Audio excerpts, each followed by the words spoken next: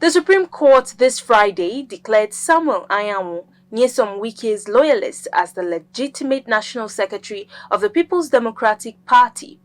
In its judgment, the Apex Court set aside the decision of the Court of Appeal in Enugu, which stood against Mr. Anyanwu as the opposition's National Secretary.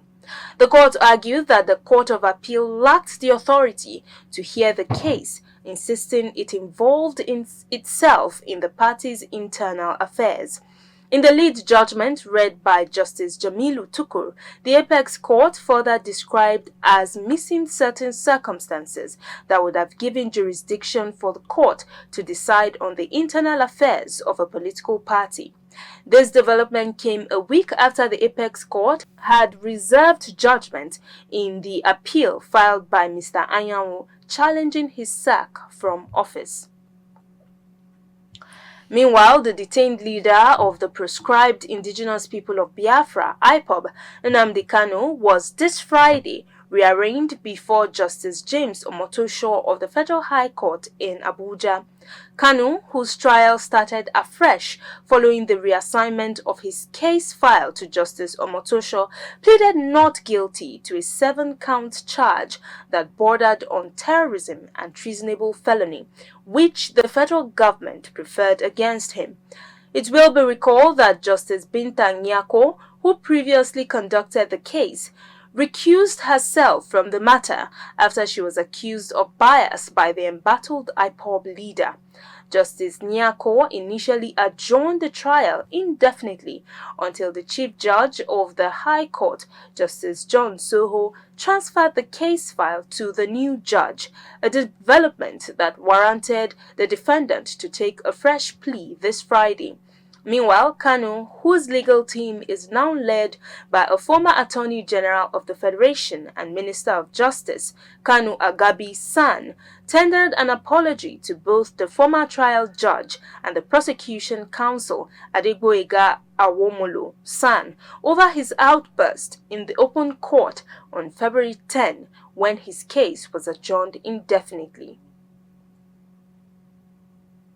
Now, presidential candidate of the African Action Congress at the 2023 general election, Omoleye Sowore, has said he is happy at President Bola Tinubu's state of emergency declaration in Rivers State because it may push Nigeria to demand revolution. Sowore disclosed this in a television interview on Thursday. His comments came following President Tinubu's Tuesday state of emergency declaration in Rivers State. Recall that on Tuesday, Tinubu declared a state of emergency in Rivers State and suspended all democratically elected authorities and swore in Vice Admiral Ibokete Ibas as the sole administrator of Rivers State. The declaration sparked wide condemnations among Nigerians. However, the House of Assembly, in a unanimous vote on Thursday, approved the president's declaration. Reacting, Sowore said the chaos in Rivers State will spur Nigerians to revolt against bad governance and leaders. Southern Africa's desert nation of Namibia has made history today following the inauguration of its first female president, Nnamdi Ndaitwah, making her one of the few women leaders in the region after she secured 58% of the vote in November 2024 under the Southwest Africa People's Organization, SWAPO, which has governed since independence in 1990. Let's now take a look at her profile.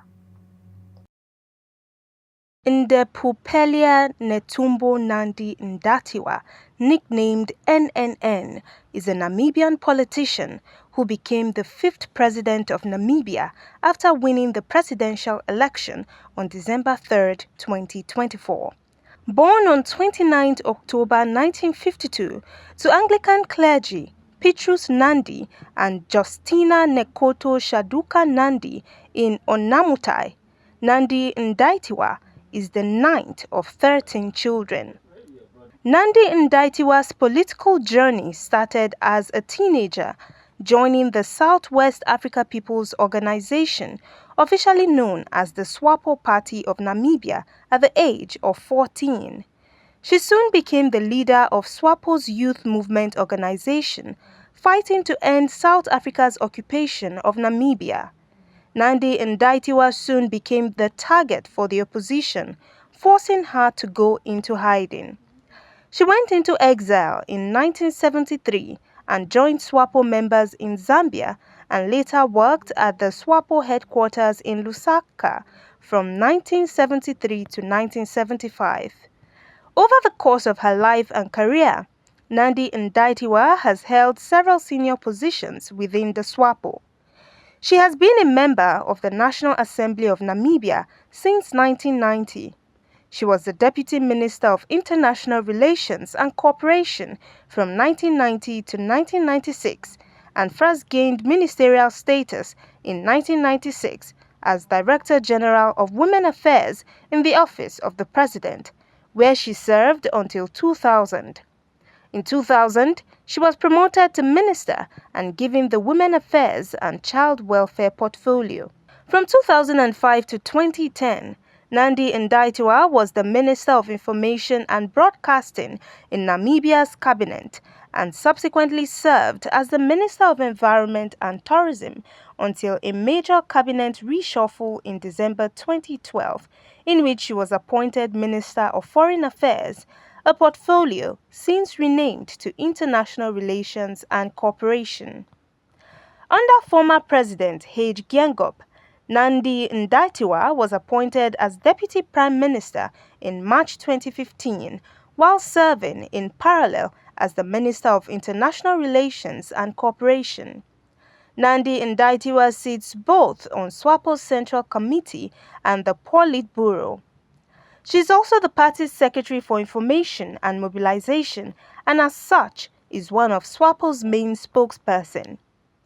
In March 2023, then-President Hage Geingob named Nnamdi Ndaitwah as SWAPO's presidential candidate in the 2024 Namibian general election. And following Geingob's death in February 2024, Nnamdi Ndaitwah was appointed as vice president, succeeding Nangolo Mbumba, who became president. She is the first woman to have served in that role. Over the course of her life and career, Nnamdi Ndaitwah has received various awards and recognitions for her contribution to national development, including the Thought Leadership at the Namibia Sustainable Development Awards and the Intergenerational Leadership Award in 2024. On 3rd December 2024, she was officially declared the President-elect of the Republic of Namibia, making her the first woman to hold the position after receiving 58.7% of the vote, defeating other contestants in what many described as a chaotic election in November 2024. To ensure that service is brought closer to the people, to elevate the long distance and strenuous traveling expenses that our fellow countrymen and women must travel to access basic services. This is a massive task that government cannot carry alone. Collaboration between government and development partners, as well as individual members of our society, is therefore necessary. The 72-year-old former vice president has now been sworn in at a ceremony that coincided with the nation's 35th independence in the presence of national and international dignitaries. She now joins an exclusive club of African females in power as one of only 5 women in Africa that have risen to presidential power through direct election.